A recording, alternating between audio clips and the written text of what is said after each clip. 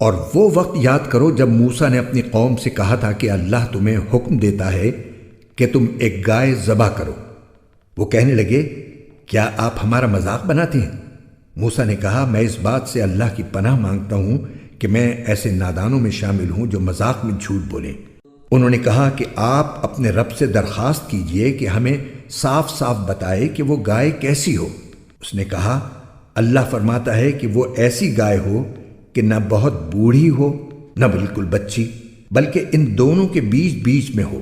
بس اب جو حکم تمہیں دیا گیا ہے اس پر عمل کر لو۔ کہنے لگے، آپ اپنے رب سے درخواست کیجئے کہ ہمیں صاف صاف بتائے کہ اس کا رنگ کیسا ہو۔ موسیٰ نے کہا، اللہ فرماتا ہے کہ وہ ایسے تیز زرد رنگ کی گائے ہو جو دیکھنے والوں کا دل خوش کر دے۔